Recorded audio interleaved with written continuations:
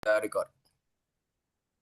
Oke, Assalamualaikum warahmatullahi wabarakatuh. Selamat siang kepada Ibu Okta. Kami di sini dari kelompok 7 akan menjelaskan tentang proyek tugas besar kami. Sebelumnya izin memperkenalkan, nama saya Arif Sudrajat dengan NIM 1020 2240 0119. Selanjutnya, Saya dengan Ramli Jawa Baskara dengan NIM 1020 40319.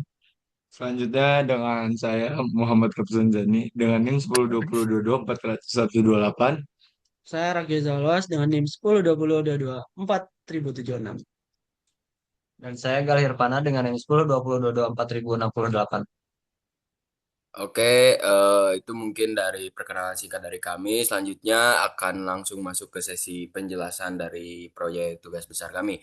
Oke, kepada teman saya yang bertugas, dipersilakan. Baik, di fase 1 ini business understanding. eh dari latar belakang dan masalah, pendidikan merupakan pilar utama pembangunan sumber daya manusia. Dalam lingkungan akademis, tingkat kegagalan siswa dapat diminimalisir jika terdapat sistem peringatan dini yang dapat mengidentifikasi siswa yang berisiko mengalami kesulitan akademik. Jadi di dataset Standard CSV ini mempresentasikan performa siswa dalam mata pelajaran bahasa Portugis di dua sekolah menengah. Tujuannya yaitu yang pertama, unsupervised learning key means clustering, mengelompokkan siswa berdasarkan profil akademis dan kebiasaan belajar mereka guna memahami karakteristik kelompok siswa berprestasi tinggi dengan berisiko.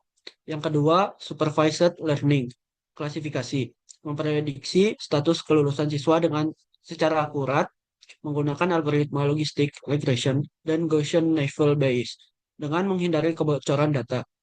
Yang ketiga, deployment, menyediakan parameter model dalam format JSON agar dapat diintegrasikan ke dalam dashboard client side untuk inferensi waktu nyata.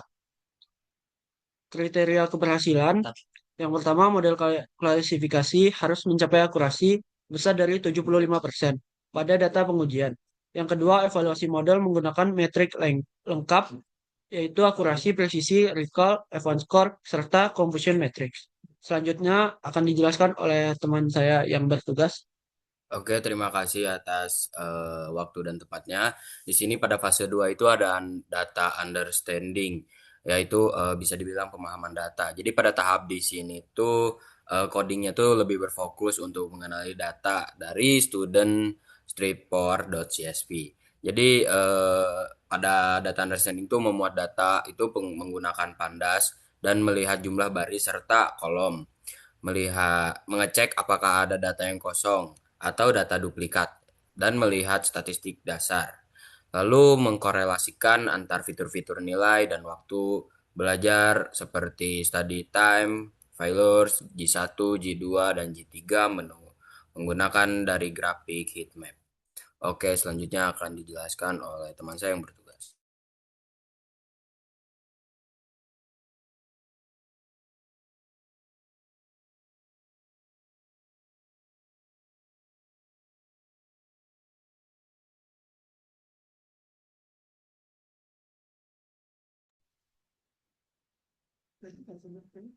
Oke, selanjutnya pada fase 3 yaitu data preparation, persiapan data. Tapi pembuatan model. Hal yang dilakukan yaitu pembuatan target mengubah nilai akhir J3 menjadi kategori kelulusan biner bernama PAS atau satu jika nilai G3 kurang dari lebih dari 10 sama dengan lulus dan nol jika kurang dari 10 sama dengan gagal. Pencegahan data leakage atau kebocoran data. Kolom nilai ujian G1, G2, G3 dan target pas dihapus dari fitur data input X karena prediksi kelulusan harus dilakukan sebelum siswi mendapatkan nilai ujian tersebut di masa depan. Encoding mengubah data teks kategori menjadi angka agar bisa diproses mesin menggunakan label encode. Membagi data menjadi 80% untuk training atau pelatihan dan 20% untuk testing pengujian. Standarisasi menyamakan skala angka dari fitur numerik menggunakan standar. Oke. Mungkin akan dilanjutkan oleh teman saya.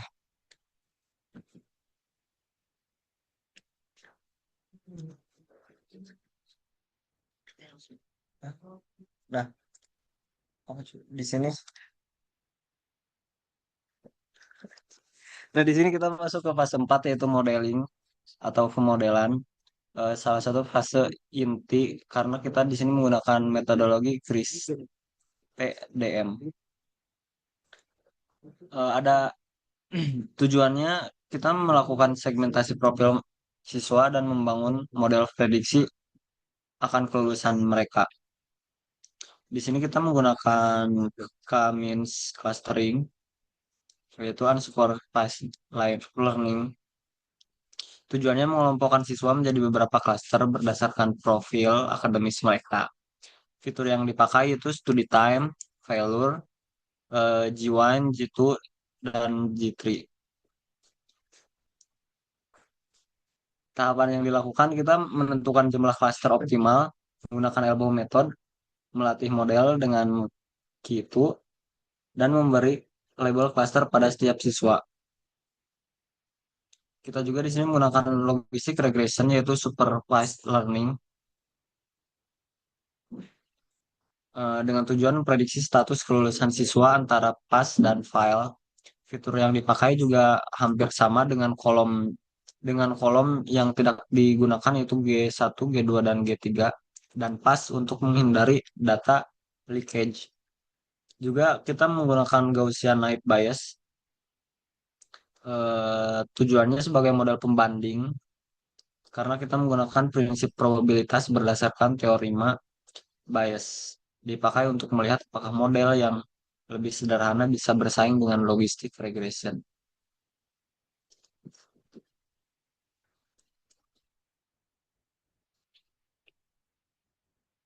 Nah, setelah itu di fase 5 ada evaluasi. Setelah dilatih, model dievaluasi performanya. Evaluasi clustering dihitung nilainya dengan silhouette score. Data juga divisualisasikan menjadi plot dua dimensi menggunakan metode PCA atau Principal Component Analysis. Lalu dilihat perbedaan rata-rata fitur antara cluster 0 dan cluster 1. Evaluasi klasifikasi menguji data testing 20% dari data tadi ke model logistic regression dan naive bias. Hasilnya dimunculkan dalam bentuk akurasi presisi, recall F1 score, dan confusion matrix untuk melihat model mana yang paling bagus dan prediksi kelulusan siswa.